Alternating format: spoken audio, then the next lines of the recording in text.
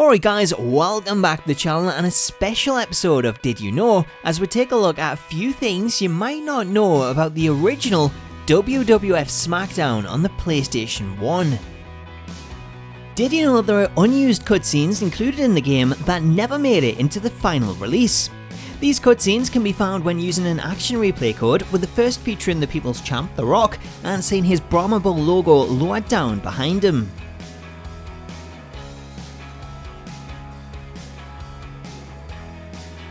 Similarly, the second of these hidden cutscenes sees a recreation of the famous Ministry Sacrifice storyline, which took place in the WWF back in 1999 and seen The Undertaker raise Stone Cold Steve Austin up on a giant Undertaker symbol.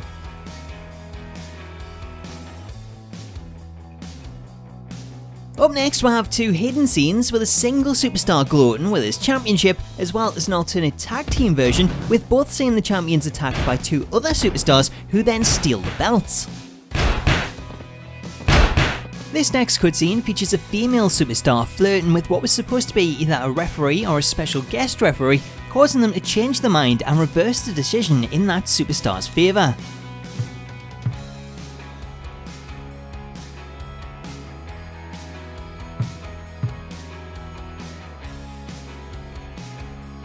The final hidden cutscene is an interesting one, as it appears to show what looks like a bloodbath, which, for those that don't know, was a staple of the Broods faction back in 1999, which seen the lights go out and then come back on to show that their opponent had been covered in blood. Unlike the other cutscenes, this one was never finished, therefore the lights stay on and there's no blood present, with only the bloodbath animation taking place. Did you know the game's files reveal removed wrestlers, graphics, and audio that never made the final game? Much like the hidden cutscenes that were featured earlier, browsing the game's files reveals various other content that didn't make the finished version of the game, including this subtitle for an unknown cutscene that references an upcoming I Quit match for The Rock, perhaps indicating that his famous I Quit match with Mankind was to be featured in the game's season mode. Additionally, also present are unused audio files, including this one. Fight! This piece of audio was seemingly there for the beginning of matches, however it appears to have been replaced by the ring bell. The second piece of audio comes in the form of crowd reactions, as is this rather bizarre sounding negative reaction from the crowd.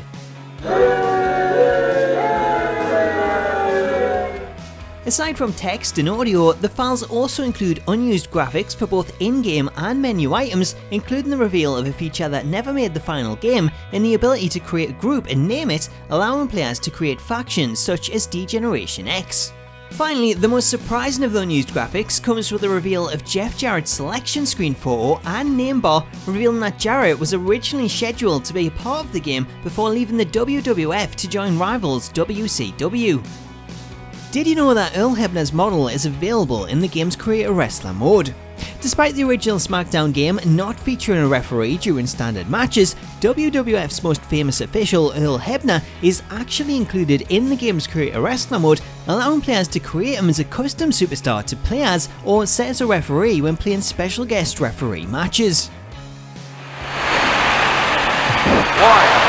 2, 3, recount fall. Did you know that Shawn Stasiak, aka Meat, was originally included in the game? Similar to Jeff Jarrett, who left the WWF in October of 1999 and was removed from the game, Shawn Stasiak also found himself removed after he was fired in December of 99, just 3 months before the game's release date.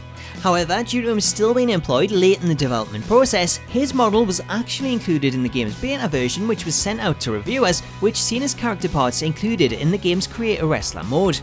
Using these parts, it was possible to piece together Stasiak, allowing players to recreate his model and use it in the game. Did you know you can obtain extra weapons by Irish whipping your opponent into certain areas backstage?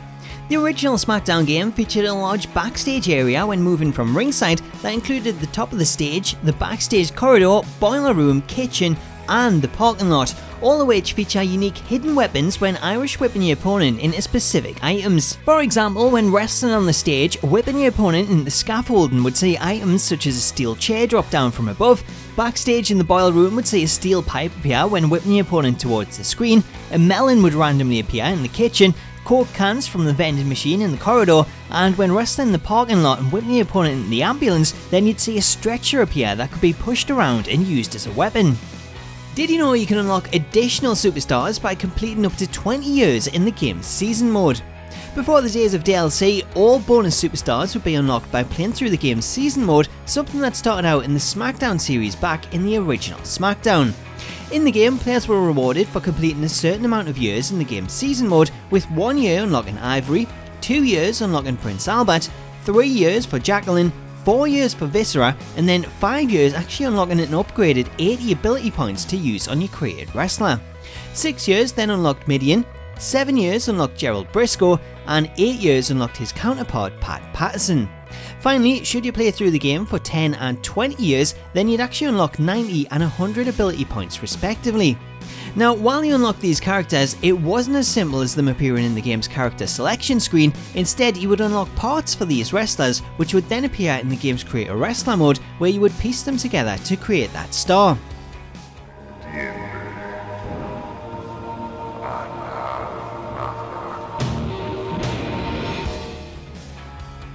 So there you have it, there are a few things you might not know about the original WWF Smackdown on the PlayStation 1, but if you know of any more interesting facts, let me know about them in the comments. Also, if there's a particular game in the series that you'd like to see covered, let me know about that and any other interesting facts that you think I should feature. As always though, make sure to subscribe to the channel for more Did You Know episodes and smack that bell notification icon so that you can be notified the second a new video drops. Until then, all that's left to be said is I hope you enjoyed the video, have yourself an awesome day, and I'll catch you later.